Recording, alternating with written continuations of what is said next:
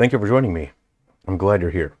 My name is Jerrel. I develop games for a living, and today we are going to take a look at the redesign of Katt, a character in the new Star Fox remake that was recently announced.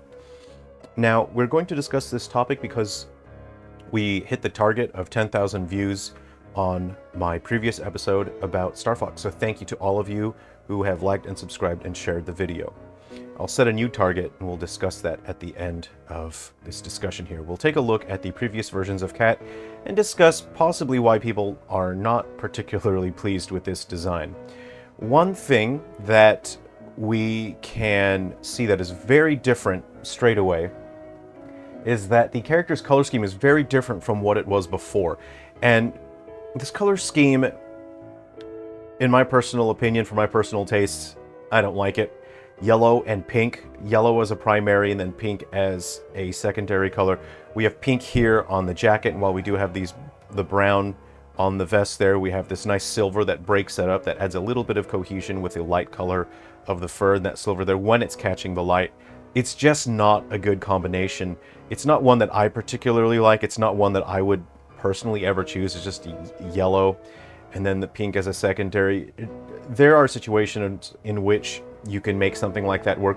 In this situation, I don't feel like it's the color scheme that is the big problem here. It's not pleasant. This is not a good color scheme, in my opinion, that in terms of being visually appealing.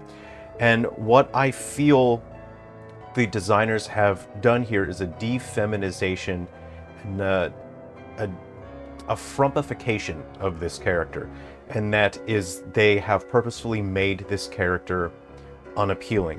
And the reason why I believe that, I have to use a term that I don't fully understand. So you'll have to understand, I don't really use the internet. When I'm not here sharing this YouTube channel with you guys, I'm doing my work at my desk. And when I'm not doing my work with my game development, I'm outside, okay? I really enjoy meeting people, spending time with people, adventuring and exploring, and I don't use the internet. So I don't understand a lot of the internet language here, but there is a term called thirst trap, and I don't really know what that is, and I've only recently learned what a thirst trap is because your mom explained it to me when we were checking into the hotel on the outskirts of town last Friday. So we're going to take a look at Katt's original design in N64, and the reason why I bring up the term thirst trap is I believe that Nintendo and the developers are aware of the developments of our culture and the sexualization of characters. There is a subculture of people who sexualize anthropomorphized character. Now, in situations like this where the characters are primarily abstract, it's very clear that this is not real. This is an abstract construct. It represents the idea of something. This is Katt from the N64, right? We'll just compare that to the Katt from the remake. This leans away from the abstract and closer to the literal. We are saying this is literally what this is, and it does, due to its detailed density, looks more realistic. And if this character were to be cute and attractive, I believe this character would serve as a form of thirst trap, and it would likely garner a significant amount of sexualized content on the internet. Now, I'm not saying that's bad, I'm not saying that's good, I'm not saying you should do that, I'm just saying that your mom had to explain that to me. And this character being a thirst trap in a game that's basically, in terms of Nintendo, it's basically photorealistic. We're going to see people using AI to generate sexualized content, people doing fan art of hypersexualized content of this character, and we're going to see that. Nintendo and the artists know that this occurs on the internet, and it's not good for their brand to have that attachment to it. It's bad enough that this occurs with Sonic, and unfortunately Sonic is a bit of a joke. While we do enjoy Sonic, we like Sonic, there is an unpleasantness attached to the fan base, and people are less likely to want to be involved with the fan base if young players go online and they search up Sonic they are likely going to find sexualized, inappropriate content. And what I feel Nintendo has done here is made a design to frumpify and desexualize this character, because kids will go online, kids will be playing this game, and I have a feeling Nintendo doesn't want people going online, searching up Star Fox, and seeing a bunch of hypersexualized content. So that is why this character has been frumpified. This is a piteous visage of misery. This is horrendous. What is particularly ugly about this character is this awful pig nose here, which isn't conveyed in any other version of the character. Here we have Katt from the 3DS, more plasticky and cartoony. Here we have Katt from the Star Fox Zero, and we have Katt from Star Fox Command. I am not sure why she's got these funny little orange seashells on her bazooms.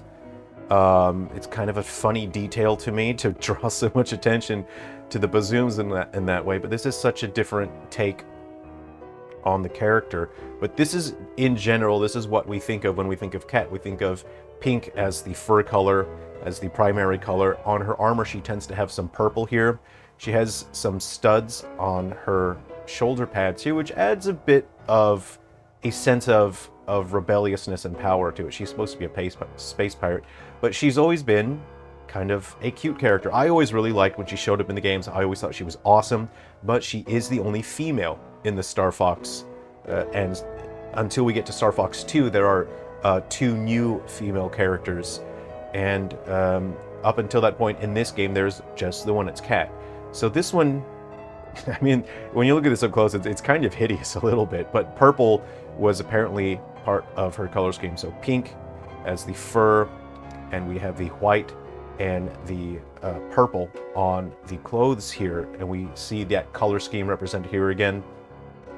It is pink and white on the fur and purple on the clothes there. And this, we have a bit of purple there, but much less pink, and we have a darker color for the black. And possibly this was an attempt to naturalize the character a bit and make her look less cartoony, because cats generally are not pink usually in real life. And that possibly may be why they've replaced the pink of the fur with white to make it look more naturalistic.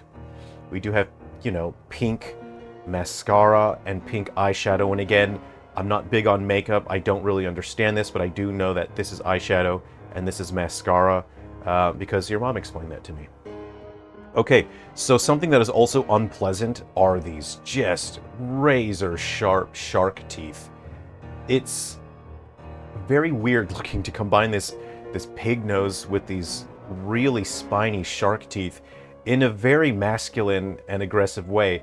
And if you did not know that this was a female character, based on the aggressive facial expression and these very unpleasant masculine features, you would not be mistaken for looking at this and thinking that this was a villainous male character, because this is just aggressive posing. She has a sort of a punk rock, sort of a little mohawk situation going on here, and I do like the little splash of red in the hair. I guess that it's cohesive with the red of the shirt, but this is such an unpleasant design to look at. I've not liked looking at this. This will be haunting my dreams for the next day or two. And she's just got this blank, soulless stare and this grin like this. It's not particularly a design that I like in any way, but I feel that it's done in a way to make the character so fugly that people just will not want to create any hypersexualized content around it. Those are my thoughts on the character, and I'm kind of here. I'm sort of freaking out over this a little bit, because I'm looking at, like, if you cover, okay, put your hand up on the screen, cover half the character, right? Just cover half of the face, and it looks like there's like a little kissy face coming out here at the side. I don't know. It's and then the symmetry of this is kind of weirding me out a little bit. It's so symmetrical, and that's coming out like a little. I'm sort of getting weirded out there looking at that. I would say this is a great design. This one is ideal. The Star Fox Zero design is just more refined. It's quite pleasant.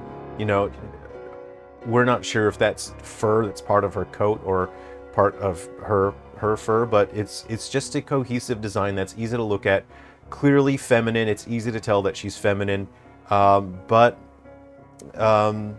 this is what we've got.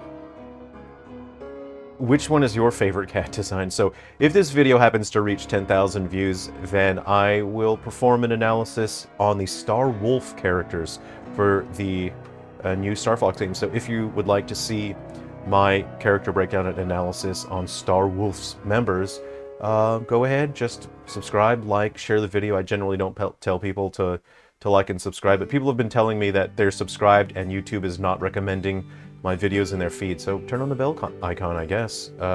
This is what we've got. This is Katt now, and we're gonna have to live with it. Thanks very much. Take care of yourselves, everyone. Be well. I'll see you around.